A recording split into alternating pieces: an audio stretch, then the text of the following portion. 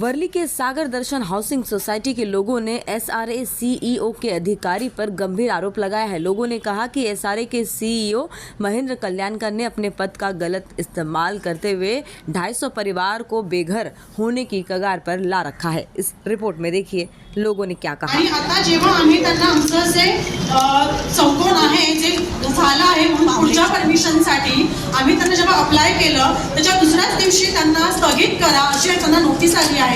तर ही जी सरकारची मनमानी आहे ती आम्ही चालू देणार नाही आणि जर सरकारला त्यांची मनमानी करायची असेल तर आमची मनमानी ही आम्ही त्यांना आता जे येणारं इलेक्शन आहे त्यावेळेस दाखवून देऊ।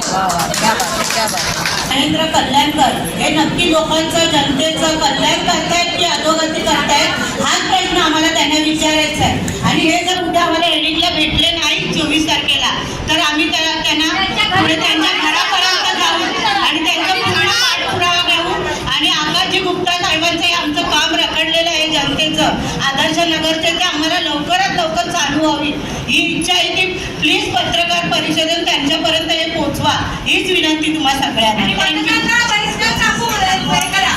नमस्कार, प्रथम आबासाहेबांचा धन्यवाद।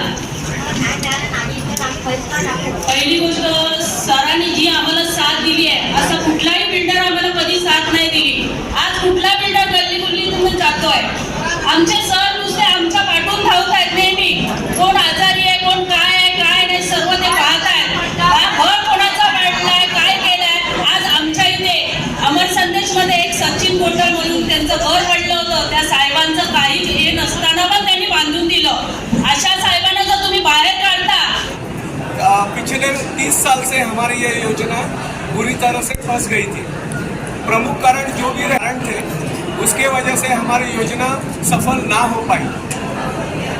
हमारी योजना इतनी पुरानी है कि हमारी योजना का शुभारंभ उस वक्त के माननीय मुख्यमंत्री श्री मनोहर जोशी साहब करके गए थे।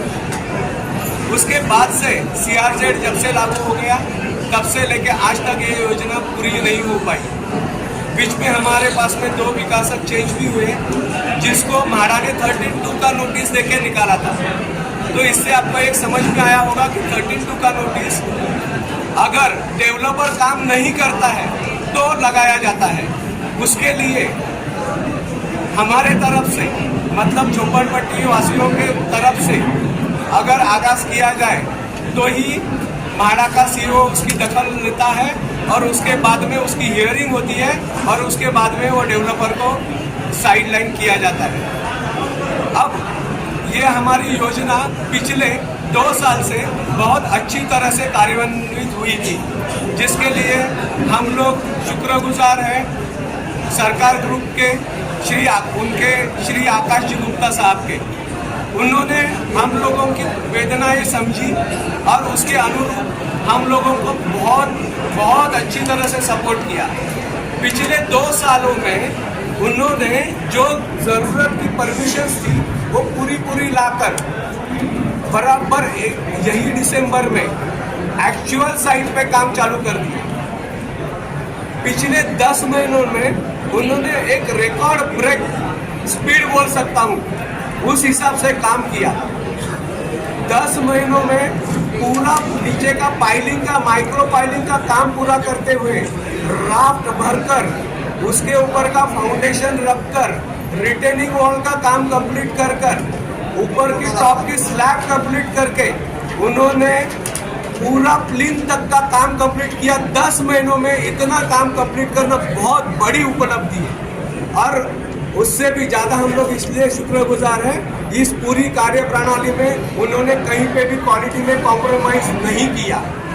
तीसरी बहुत अहम बात यह है कि हमारा एरिया काफ़ी कंजेस्टेड है तो उसमें इतना बड़ा कंक्रीट लाना इतनी बड़ी मशीनरी लाना और इतने स्पीड से काम करना ये हमारे लिए बहुत बड़ी उपलब्धि थी। ये चीज़ दिखाती है कि हमारे विकासक का जज्बा क्या है। लेकिन जैसे ही 10 महीने पूरे हुए और पिछले अक्टूबर में यही साल के अक्टूबर में हमारा प्लिंथ का काम कंप्लीट हुआ यानी चौतरे का काम कंप्लीट हुआ तो हम लोगों ने फर्दर सीसी के लिए आगे की परमिशन के लिए एप्लीकेशन दे दिया।